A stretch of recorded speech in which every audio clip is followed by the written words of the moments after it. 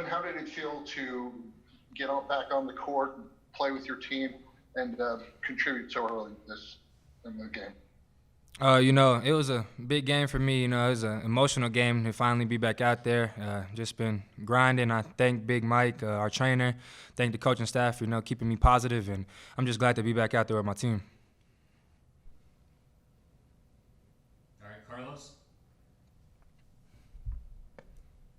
Kevin, obviously with this injury, obviously it took a little bit longer. You had to work harder. I guess how frustrating was it to know that there was a time that you would get there, but it was just a matter of just kind of had to heal this up for you?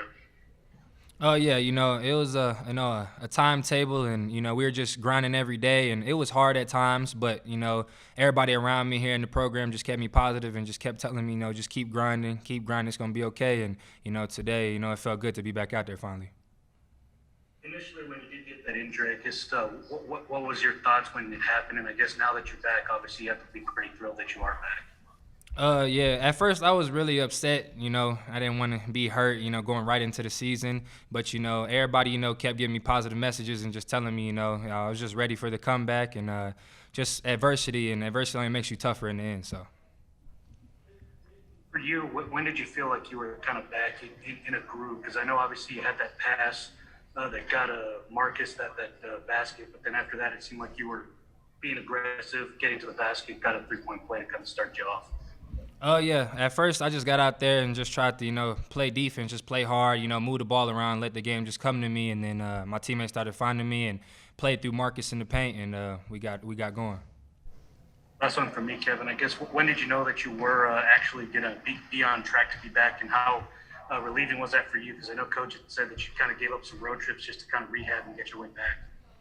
Yeah, I didn't travel with the team sometimes, just to stay back and keep grinding in the training room.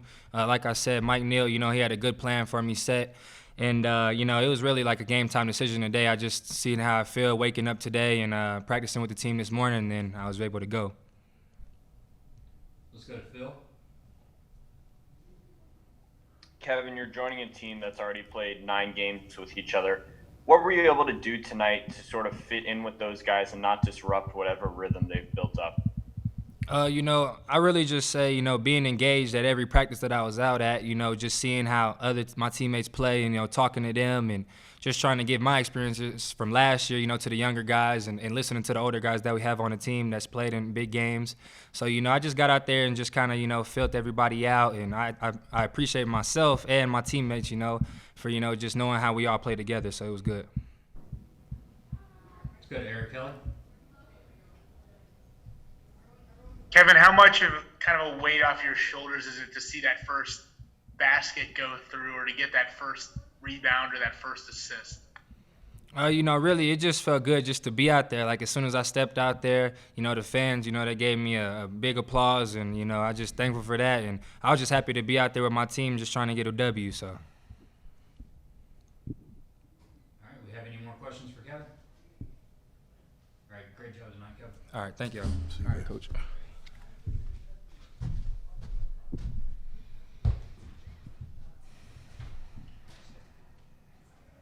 Start with an opening statement from Coach Beard after tonight's win. Yeah, just wish Incarnate Word the best this season. That's a program that I've always followed. Got my first coaching job there, 1995, and been some great players and great coaches, and a lot of respect for the program. I think they'll be a real factor in their conference race this year. They're playing young guys that are talented. It's another relationship game that we scheduled during this COVID with people in this part of the country that we could trust to get here and trust to follow the same COVID protocols that we're doing. So just appreciative, just happy for the players. I see these games getting canceled around the country, and you feel bad for the players. So I'm happy for all the Incarnate Word players and Texas Tech players tonight that got to play. What will end up being our last non-conference game, except for the LSU game if we pull that off. I also want to thank the fans, to come out here a couple of days after Christmas and get to almost capacity tonight. Never get tired of saying thank you and how much we appreciate our fan base. I know our players are very, very thankful to be playing in front of fans this year, and I just want to thank our fans again. We'll start off with Joe Yeager. Joe? You there, Joe? Yeah, Coach, first half, you didn't allow assisted bucket, and for the game, only two. What does that tell you about your defense? Yeah, I thought we were dialed in tonight defensively. We're still just making too many mistakes. Like, we're doing enough good things to be a defense that you can win with, but we just, it's eliminating the mistakes. I thought, victory's going to favor the more aggressive team. And then when you got both teams playing aggressive, victory's going to favor the team with the fewest mistakes.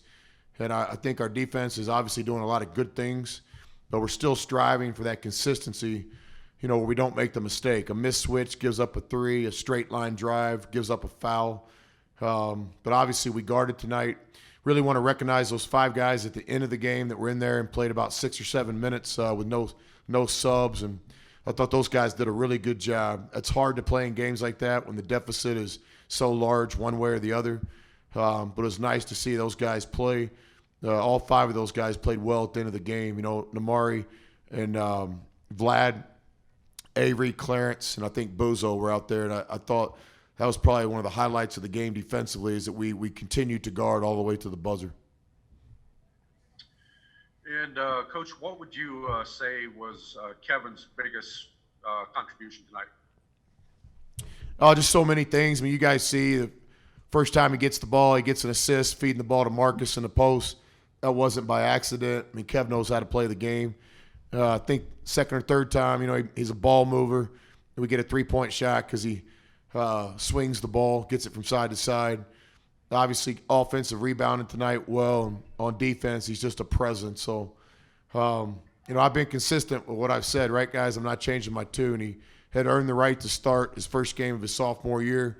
I thought he was playing as well as any young player in college basketball last year, the last month of the season. I have very, very high expectations for Kev, and I thought tonight was a great first step. Let's go back to Phil.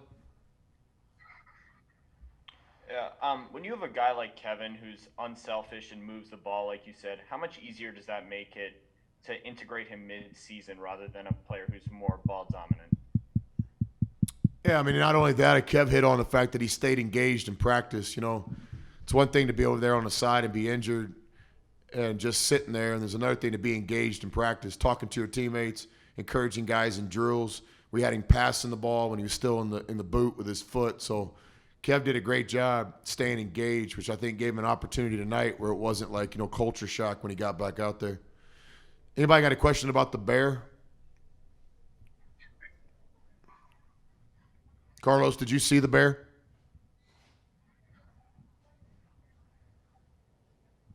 Carlos, he's asking you, did you see the Bear out there on the court? Coach Adams? I did see the Bear, but I was muted. Okay, you're unmuted. Do you have a question about the Bear? I guess, how'd you feel about Mark Adams kind of sizing up that Bear? Adams used to be a championship boxer. He was the 3rd best boxer in his family, so I hear. I thought Adams did well. Obviously he didn't have a lot of time to prepare for this bout, but conditioning-wise, he was right there. And I was impressed. I don't know too many other West Texas grandpas that can knock out a caged-up bear. Joe, it looked like you might have a question about the Bear. Did you have a question? Okay, let's go to Eric Kelly.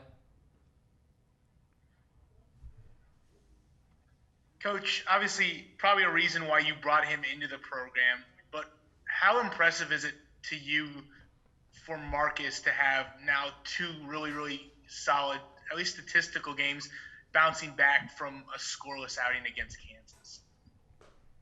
Yeah, I think the scoreless outing is the exception. That's not Marcus. So, when you play over 100-something college basketball games, he's probably reaching 30 times 390. He's probably over 120, 130 games right now. You're going to have some from time to time that just don't make sense. But the deal with Marcus, if he gets the minutes that we all want him to play, he's a double guy, and that's what we're going to need for us to compete for the Big 12 championship, is for him to be his best.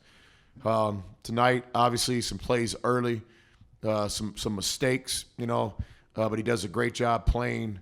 With 2 fouls in the first half, something we'll trust him to do. as the season goes on. I thought he responded and played some good basketball. Had some really good possessions in the second half.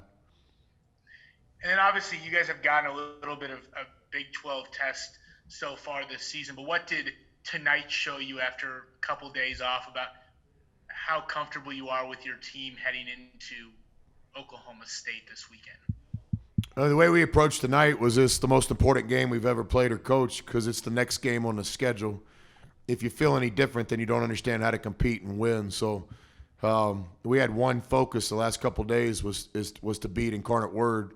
We're not thinking anything about what's next. I know that the Big 12 opens up again January 2nd, but in our organization, from the time we got back on Christmas evening, everything was Incarnate Word.